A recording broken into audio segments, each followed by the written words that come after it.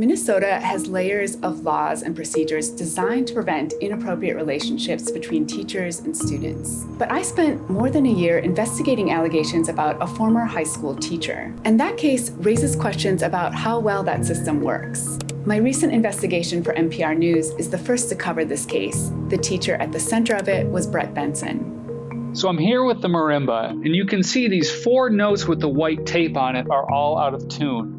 And I mean badly out of tune. Eagan police began investigating the former Eagan High School band teacher in 2022. Detective Chad Clausen started this investigation after Benson allegedly sneaked a student out of her hotel room during a school field trip to Italy in 2022. Benson was 35. The investigation revealed other allegations involving other students. Police concluded that Benson engaged in what the investigative report called a pattern of predatory grooming behaviors going back more than a decade, but no charges were ever filed.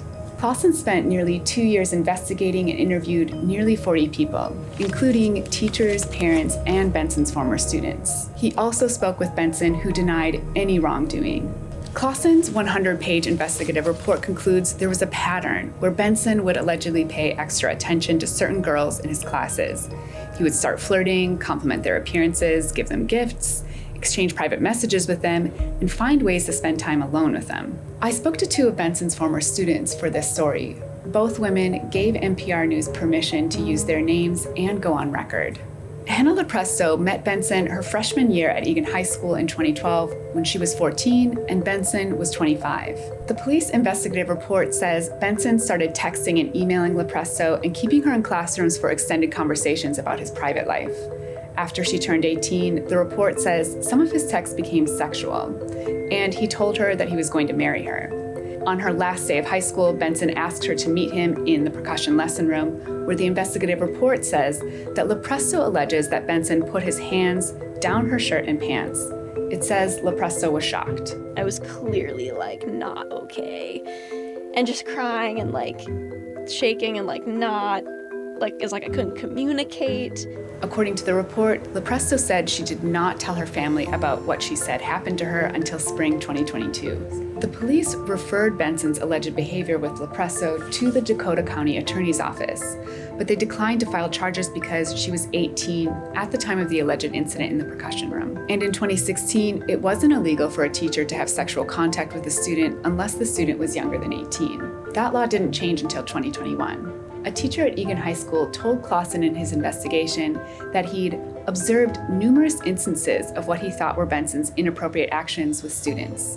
He told police that Benson's behavior with female students was so flirtatious he couldn't stomach it and would leave the room to avoid having to watch the behavior. According to the report, this teacher occasionally wondered whether he should say something to someone, but he didn't report his concerns because he, quote, had nothing tangible. School officials declined to comment on the findings of the police report, citing privacy laws. The report says that before he began working at Eagan High School, Benson allegedly began grooming another student. Sophie Panetti was a student at Jefferson High School in Bloomington, where Benson was working at the time. In the report, it says in 2011, when she was 17, Benson gave Panetti his phone number, started texting and flirting with her. She said her parents learned of the exchanges and that they told her to stop texting him. But less than 2 months later, the report says Benson started messaging her again, this time on Facebook. And the report says he told her to keep the messages secret from her parents. According to the investigative report, Benson, in some of his messages, began commenting on Panetti's body, telling her he enjoyed her tight-fitting clothing. The police investigation says Benson stopped contacting her for 2 years after she graduated, then resumed with explicit phone calls and sexting from 2014 through 2017 while she was in college. The investigative report says over that same time frame, Benson was also sexting LoPresto and another former student. I contacted Benson about the allegations against him. He sent me a statement saying in part, quote, I vehemently deny any allegations of wrongdoing. They are replete with mischaracterizations, exaggerations, and false statements that are wholly inconsistent with who I am as a person and who I was as a teacher. I deeply cared for the well-being of every student I have ever taught. He said he strenuously objected to our story. He said this reporting, quote, violates core principles of journalistic ethics.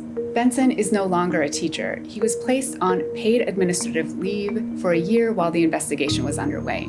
He resigned in 2023, but his license to teach was still valid up until last year. That's when LoPresto contacted the state board that licenses teachers and filed a complaint against him. He agreed to surrender his license, but didn't admit to any wrongdoing. There was also no finding of misconduct by the state licensing board. The Minnesota Department of Education investigated the alleged incident when Benson was accused of sneaking a girl out of her hotel room on the school trip to Italy. And it found there was no sexual contact, no sexual text messages between the two of them, or anything like that.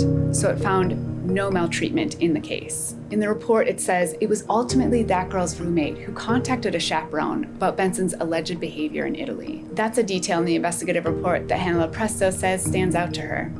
It was a student, not a mandated reporter, but a student that had a lot of courage to tell someone what they were seeing and that it didn't seem okay. If they didn't do that, we wouldn't be here.